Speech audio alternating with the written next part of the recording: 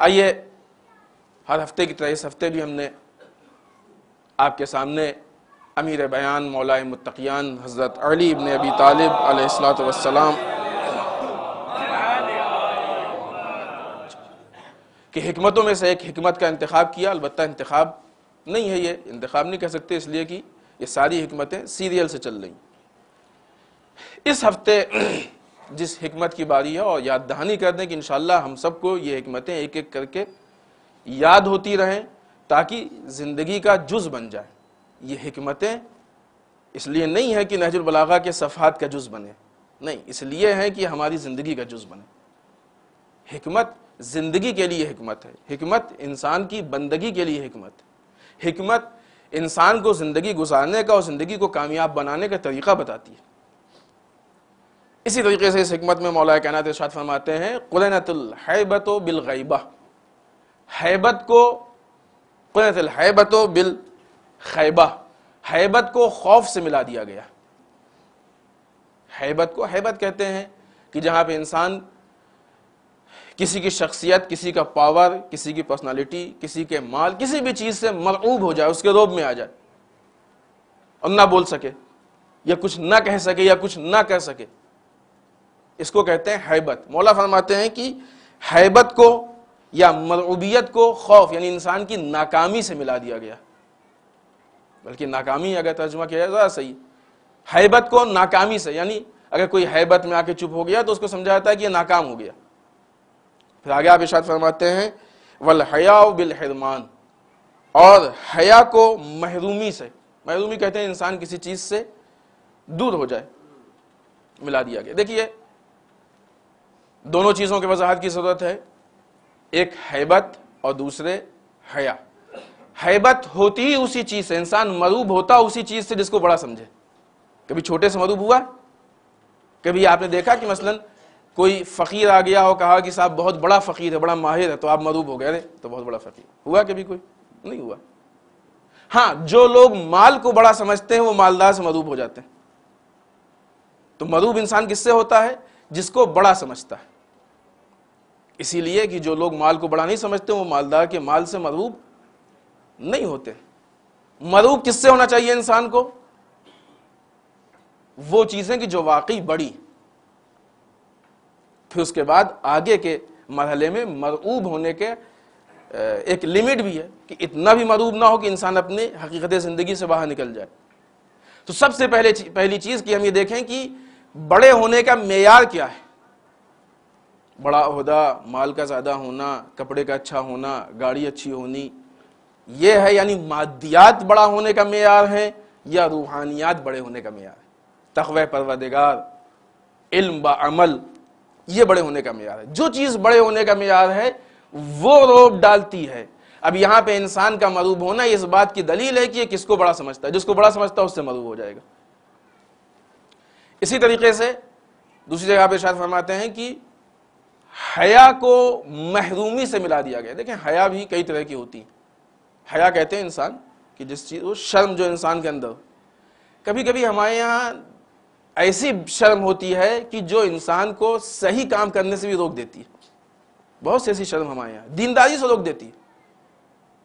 بچہ گناہ کر رہا ہے لیکن حیا ہے، اپنے باپ سے پوچھ نہیں سکتا مسئلہ، عالم دین سے مسئلہ پوچھ نہیں. کیوں؟ حیا ہے، شرم. یہ شرم نہیں ہے، یہ شرم نہیں ہے، یہ محرومی ہے. آپ اپنے آپ کو محروم کر رہے ہیں اس مسئلے سے. کتنے ایسے لوگ ہیں کہ جن کی شادی ہو جاتی ہے، بچے پیدا ہو جاتے ہیں، ان کو یہ بھی نہیں معلوم کہ غسل بھی کوئی چیز ہے. زیارت کراتے ہیں، حج کراتے ہیں، ان کو یہ بھی نہیں معلوم کہ غسل کوئی چیز ہے. ایسے واقعات دیکھے ہوئے. اس کو لوگ حیا سمجھتے ہیں. یہ حیا نہیں. حیا وہاں ہے کہ جہاں پہ انسان کی غیرت نفس قربان ہو، اس کو حیا کہتے ہیں. جہاں پہ عزت نفس قربان ہو، اس کو حیا کہتے ہیں. حیا وہاں ہے کہ جہاں پہ دین کی توہین ہو، اس کو حیا کہتے ہیں. وہ چیزیں کہ جس کو خدا نے بتایا، جس کو رسول نے بتایا، جس کو ائمہ نے بتایا، جو ہماری کتابوں میں لکھی ہوئی ہے، جو ہماری شریعت میں ہے، اس کو بتانے اور پوچھنے میں کون سی حیا؟ یہ ہمارے کلچر کی حیا ہے، دین کی حیا نہیں ہے. کلچر کی حیا اور ہوتی ہے، دین کی حیا اور ہوتی ہے. باپ بیٹی، ماں بیٹا ایک ساتھ بیٹھ کے ٹی وی پہ غلط پروگرام دیکھتے ہیں وہاں حیا نہیں ہے، شرعی مسائل کو پوچھنے میں حیا ہے. لیکن توجہ فرما رہے ہیں آپ. ایک جوان لڑکی بے حجاب گھر سے غلط طرح کے لباس میں نکلتی ہے، اس کو حیا نہیں ہے، لیکن مسئلہ پیش آ جائے تو اس کو اپنے باپ یا ماں سے پوچھنے میں اس کو حیا. کون سی حیا ہے؟ ہم نہیں کہتے ہیں کہ وہ جائز، وہ وہاں پہ حیا ہونی چاہیے. صدیقہ طاہرہ سلام اللہ علیہا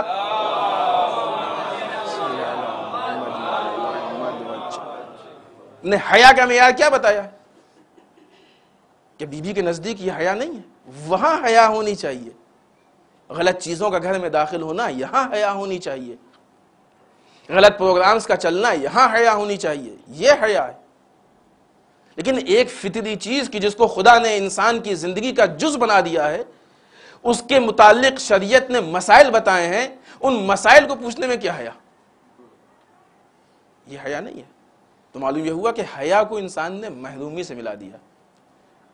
اگر حیا لیمٹ کے باہر ہو یا غلط جگہ پہ ہو تو انسان کو محروم کر دیتی ہے، انسان کو جو چیزیں اس تک پہنچنی چاہیے اس سے دور کر دیتی ہے. پھر آگے آپ ارشاد فرماتے ہیں والفرصت تمر مر السحاب، فرصت ایسے ہی گزر جاتی ہے کہ جس طریقے سے بادل گزر جاتا ہے. فانتہروا فرص الخیر، تم اچھی نیک کاموں کی فرصت سے فائدہ اٹھاؤ. سوال اس بات کا کہ فرصت کہتے کس کو ہیں؟ یہ سارے جملے جیسا کہ ہم شاید اس سے پہلے بھی اشارہ کیا کہ مزید تفصیل کے ضرورت ہے اس کے لیے، لیکن چونکہ صرف ایک خطبے میں بات ہوتی ہے لہذا جتنا ہمارے پاس گنجائش ہے ہم اتنی ہی گفتگو کر رہے ہیں. اور اس لیے بہت ابتدائی چیزوں کو کہ جس سے کم سے کم اس کا جو ابتدائی بنیادی معنی ہے وہ ہمارے چھوٹے بھائیوں کے سامنے واضح ہو جائے. سوال اس بات کا کہ فرصت کہتے کس کو ہے، فرصت کے معنی کیا ہیں؟ ہمارے یہاں عام طور سے لفظ فرصت اس جگہ کے لیے استعمال کیا جاتا ہے جہاں پہ انسان بیکار ہو، تو فرصت ہے. اور جب انسان بیکار ہوتا ہے تو ٹائم پاس، وقت کی تضیع، وقت کو ضائع کرنا جائز نہیں اسلام نے. اسی لیے اسلام نے آپ کو بیکار رکھا بھی نہیں ہے. اگر دینداری کو دیکھیں تو دین کی نگاہ میں مسلمان کو بیکار نہیں ہونا چاہیے، لہذا مسلمان کو ٹائم پاس کی ضرورت ہی نہیں ہے. ہم لوگ ٹائم پاس کے بہانے سے بہت کچھ کر لیتے ہیں نا، 3 گھنٹے کی فلم دیکھ لیتے ہیں ٹائم پاس کے لیے، کئی گھنٹے ٹی وی کے سامنے سیریل دیکھے جاتے ہیں. صاحب ٹائم پاس ہے، کیا کریں؟ بہت سارے گیمز ہوتے ہیں، ٹائم پاس. جب ٹائم فالتو ہو تو ٹائم پاس چاہیے نا. تو ہم لوگ سمجھتے ہیں فرصت اس کا نام ہے انسان بیکار. کیوں بیکار ہے انسان کو بیکار ہونی انسان کی پستی کی علامت ہے کہ یہ بیکار. بیکار چیزیں کیسی ہوتی ہیں؟ جو گھر کی بیکار چیزیں ہوتی ہیں وہ پھینک دی جاتی ہیں، ہے کہ نہیں؟ جو گھر کی بیکار چیزیں ہوتی ہیں وہ گھر کے باہر نکال. اگر انسان بیکار ہے تو پھر اس کی جگہ کیا ہے؟ آرام باغ. کیوں انسان بیکار ہے؟ نہیں ہونا چاہیے بیکار انسان کو. انسان اگر مولا کائنات نے تاکید کی ہمارے لیے کہ اپنے وقت کو منظم کرو، سسٹمیٹک کرو. اب جب انسان یہ سمجھتا ہے کہ جب فرصت ہوگی تو دینداری کے کام پہ، بہت سارے ایسے کام ہوتے ہیں نا کہ ابھی فرصت نہیں، جب فرصت ہوگی تو اس کام کو کریں گے. تو فرصت نہ کبھی ہوگی نہ کریں گے. نہیں، فرصت کے معنی یہ نہیں ہے کہ انسان بیکار. فرصت کے معنی یہ ہے کہ اس کام کے لیے اسباب مہیا ہو جائیں، یہ اس کام کی فرصت ہے. فرصت بغیر کام، فرصت یوں ہی نہیں ہوتی ہے کہ کامن فرصت ہے، نہیں، فرصت کسی کام کے لیے ہوتی ہے. اس وقت آپ لوگ بیٹھے ہیں، آپ کو نماز کی فرصت ہے. کیوں؟ آپ نے اسباب مہیا کیے ہیں، یا آپ کو اسباب مہیا ہوئے ہیں کہ آپ مسجد میں تشریف لائیں اور نماز پڑھیں. تو دوسرے الفاظ میں کہا جائے کہ فرصت نکالی جاتی ہے، ہوتی نہیں. فرصت ہونی نہیں چاہیے، فرصت نکالی جانی چاہیے. یہ ہماری زندگی کے 24 گھنٹے کا مسئلہ ہے کہ ہم اپنے کو فرصت میں ڈال کے بیکار نہ بنائیں، بلکہ اچھے کاموں کے لیے فرصت نکالیں. اچھے کاموں کے لیے اسباب مہیا ہو جائیں، یعنی اسباب مہیا شاید سخت اردو ہو، یعنی ایسا راستہ بن جائے، ایسے حالات بن جائے کہ ہم اس کام کو کر سکیں، یہی اس کی فرصت. ایسے حالات بن گئے کہ آپ جمعہ میں شرکت کر سکتے ہیں، ایسے حالات بن گئے کہ آپ مجلس میں شرکت کر سکتے ہیں، ایسے حالات بن گئے کہ آپ کسی کی ہیلپ کر سکتے ہیں، ایسے حالات بن گئے کہ آپ ظلم کے خلاف بول سکتے ہیں، یہ اس کام کی فرصت ہے۔ مولا کہتے ہیں کہ فرصت بادل کی طریقے سے گزر جاتی ہے، تمر مر السحاب، سحاب کے معنی بادل، بادل دیکھا انشاءاللہ بارش ہونے والی دیکھیے گا، بادل ٹھہرتا نہیں ہے۔ کبھی کسی نے کہا کہ یہ بادل ہمارے ساتھ گھر کے اوپر 1 سال سے نہیں، شاید 1 گھنٹے بھی نہ رہتا ہو بادل۔ بادل آتا ہے، اگر بارش کرنی ہوئی تو بارش کرتا ہوا نکل جاتا ہے، اور نہیں کرنی ہوئی تو ایسی ہوا میں اڑتا ہوا نکل جاتا ہے، ٹھہرتا نہیں ہے بادل۔ یہی حال فرصت کا، فرصت ٹھہرتی نہیں ہے۔ مولا کائنات نے اسی حکم میں ایک دوسرے کا ارشاد فرمایا ہے کہ انسان کی زندگی کی ہر سانس موت کی طرف ایک قدم، ہر سانس موت کی طرف ایک قدم۔ سوچئے اگر ہم فرصت بیکاری کو بھی سمجھتے ہیں تو ہر سانس ایک قدم بیکاری سے کم کرے۔ بیکار البتہ ہے کیوں انسان، کتنی تیزی سے انسان کی زندگی، کتنی تیزی سے انسان کی زندگی کے میٹر کی جوڑاؤں۔ گھڑی دیکھیے نا، گھڑی چلتی ہے کہ نہیں مستقل، جتنی تیزی سے گھڑی کی ہے سوئی یا اس کے نمبر چینج ہوتے ہیں، اتنی تیزی سے ہماری زندگی کم ہو رہی ہے۔ ہم سب کا حال ہے، ہماری آپ کی سب کی، اتنی تیزی سے۔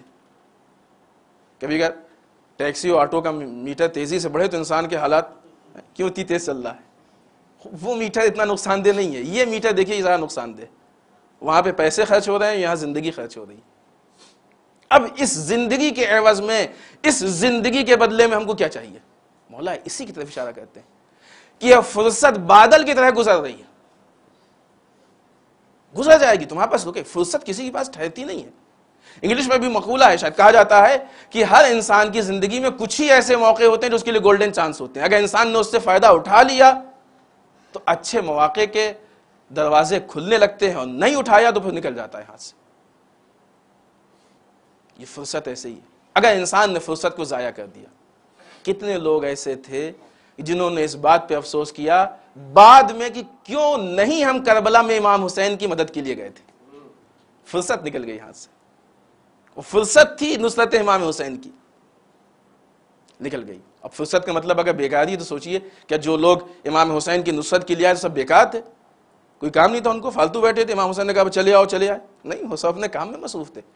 موقع ملا، گولڈن چانس تھا، بہترین، بلکہ گولڈن چانس بھی چونکہ محاورے میں اس لیے کہا جاتا ہے، اس سے بہتر موقع تھا، اتنا اچھا موقع ملا ان کو نصرت کرنے کا، انہوں نے جس نے اس سے فائدہ اٹھا لیا وہ تاریخ میں ثبت ہو گیا اور وہ نمونہ عمل بن گیا، اس کا ذکر سارے ذکروں سے بالا ہو گیا۔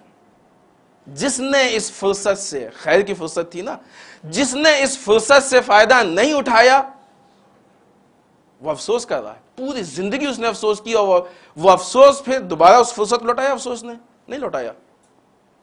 حتیٰ کہ امام حسین کے قتل و شہادت کے بعد بعض قیام اس بنیاد پہ ہوئے ہیں کہ انہوں نے اپنی شرمندگی کو مٹانے کے لیے قیام کیا ہے۔ تاریخ میں دیکھیے بعض قیام اس بنیاد پہ ہوئے ہیں کہ چونکہ ہم نے امام حسین کی اس وقت نصرت نہیں کی، مدد نہیں کی، ہم بہت شرمندہ ہیں، ہم نہیں ٹھہر سکتے۔ حتیٰ کہ انہوں نے اتنا انتظار نہیں کیا کہ قیام مختار سے آ کے مل جائیں، نہیں، ہم اس زیادہ شرمندگی برداشت نہیں کر سکتے، قیام کر دیں۔ ان کو اس بات کا افسوس تھا کہ فرصت ہاتھ سے نکل گئی۔ ایسے ہی فرصت ہمارے ہاتھوں سے نکل رہی ہے، ایسے ہی فرصت نکل رہی ہے۔ ہم کو بھی ہر طرح کی فرصت ملتی ہے، نماز کی فرصت ملتی ہے ہم کو، ہمیں لگتا ہے کہ فرصت نہیں، ایسا نہیں، فرصت ملتی ہے ہم کو، ہم اس کو نہیں سمجھتے، ہم اس کو نہیں دیکھ پاتے۔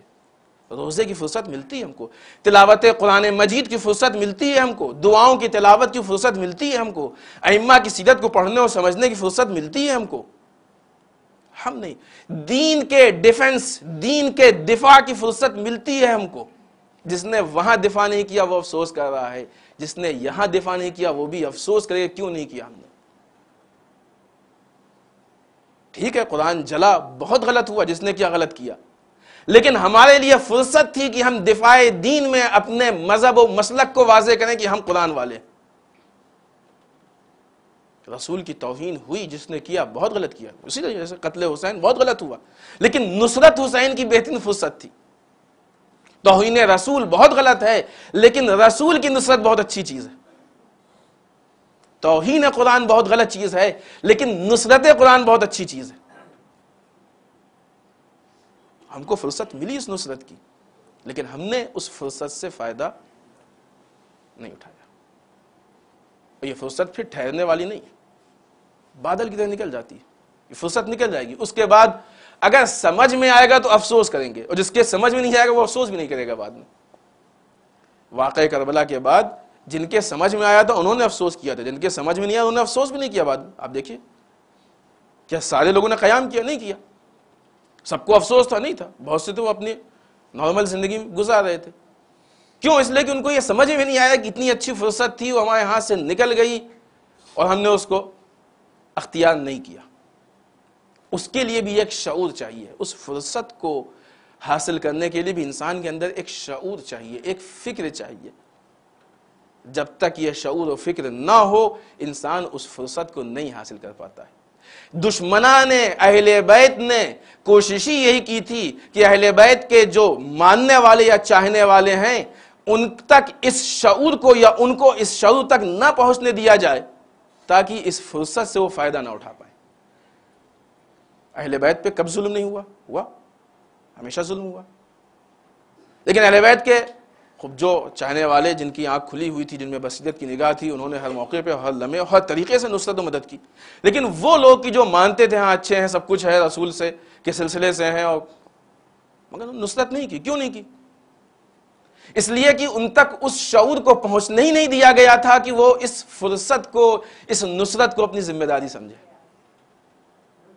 یہ اسلام خلاف سازش کہ جو پورے سلسلے میں مولا کائنات ہیں لیکن لوگوں میں اتنا شعور نہیں ہے کہ علی کی مدد کریں، امام حسن ہیں لیکن لوگوں میں اتنا شعور نہیں ہے کہ امام حسن کی مدد کریں، امام حسین ہیں لیکن لوگوں میں اتنا شعور نہیں کہ امام حسین کی مدد کریں، ائمہ اطہار ہیں، کبھی قید میں ہے، کبھی زہر دیا جا رہا ہے، کبھی قتل کیا جا رہا ہے، کبھی شہید کیا جا رہا ہے، لیکن لوگوں میں اتنا شعور نہیں ہے کہ ان کی نصرت کریں۔ کس کا نقصان ہوا؟ جس نے نصرت نہیں کی اس کا نقصان ہوا، اس نے اپنے آپ کو الگ کر لیا۔ لہٰذا یہ ہر طرح کی فرصت ہے، علم کو حاصل کرنے کی فرصت۔ خب جو لوگ اسٹوڈنٹس ہیں الحمدللہ امتحان ہے، اس ٹائم ان کو زیادہ سمجھ میں آتا ہوگا کہ ایک سال کی فرصت انہوں نے بیکار نکال دی۔ جب ان کو مشکل پیش آتی ہوگی اسٹڈی میں تو اسے لگتا ہوگا کہ ایک سال کی فرصت ضائع کر دی ہم نے، اگر پڑھ لیے ہوتے تو آج مشکل نہ ہوتی۔ تعلیم کی فرصت، ایجوکیشن کی فرصت، فکر و شعور کو آگے بڑھانے کی فرصت، اپنے آپ کو زندگی میں کامیابی تک پہنچانے کی فرصت، دینداری کی فرصت، ائمہ اطہار علیہ السلام کو پہچاننے، ان کے معرفت کی فرصت۔ یہ فرصت ہے کہ جو انسان کو مل رہی ہے، اگر انسان نے ان فرصتوں سے فائدہ اٹھایا تو انسان کی زندگی کامیابی کی طرف بڑھے گی، لیکن اگر انسان ان فرصتوں کو نظر انداز کر دے تو انسان کی زندگی پہ کامیابی تک نہیں پہنچ سکتی ہے۔